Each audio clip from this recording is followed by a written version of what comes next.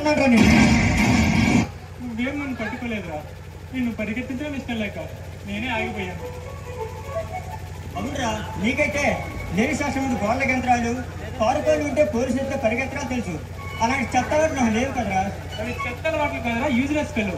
చాలా మంచి అలవాట్లు. నీకు ఒక గర్ల్ ఫ్రెండ్ ఉంటే తెలిసేది అందులో గమ్మత్తు ఏంటో లాజిక్ ఏంటో. ఇంతకీ నువ్వు ప్రేమించిన అమ్మాయి ఫోటోనే చూపించరా ఫూల్. అమ్మాయి చాలా బాగుందిరా, ముండం లేకుండా ఏముందిరా.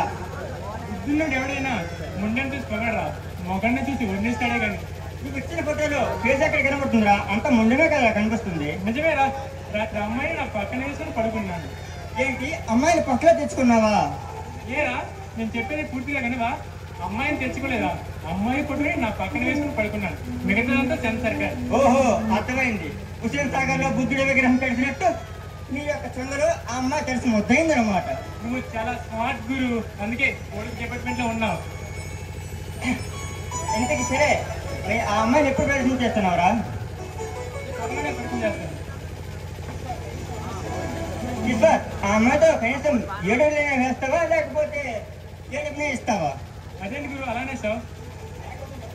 లేకపోతే ఏంట్రా, మనం చదువుకునే రోజుల్లో 10th లో ఒక అమ్మాయిలో చేస్తావు, ఇంటర్లో కూడా చేస్తావు, డిగ్రీలో వరలక్ష్మి కూతుర్నే లేనేసావు. ఇంకెక్కడా నీ ఎవరో సిన్సియారిటీ ఉంది? ఊహ తెలియని వయసులోనే ఎంతో మంది నా సుందరమణిగా ఊహించుకున్నాను.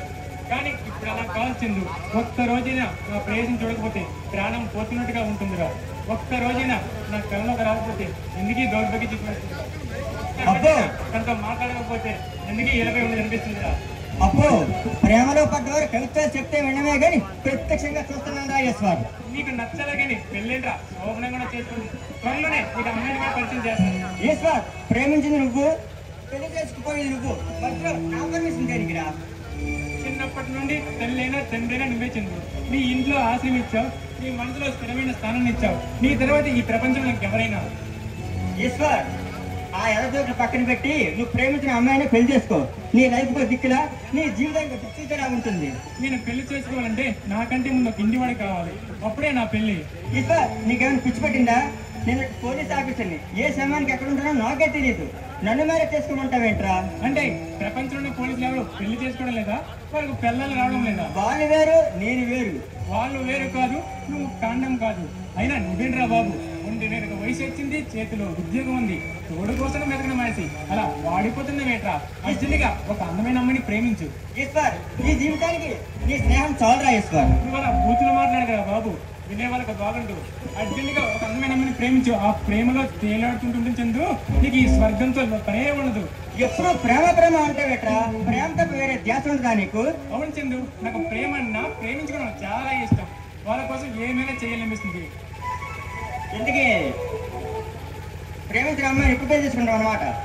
త్వరలోనే పెళ్లి చేసుకుంటాను. కొద్దిగా కొంచెం ఎంకరేజ్ చేయండి, నేర్చుకోండి. ఎంకరేజ్ చేయడానికి నువ్వు ఏమైనా దేశానికి గోల్డ్ మెడల్ సాధించావరా? ప్రేమించుకునే వారందరికీ గోల్డ్ మెడల్ ఇస్తే మన ఇంటి నుండి అదే కనిపించేవరా? సరే కానీ ఒక విషయం చెప్పరా ఈశ్వర్.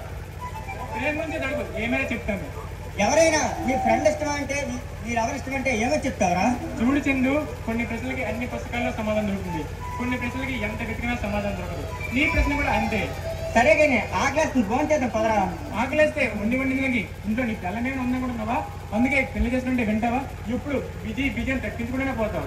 ఈశ్వర్, నేను కూడా ప్రేమిస్తున్నాను రా. చందు, ఎవరా అమ్మాయి?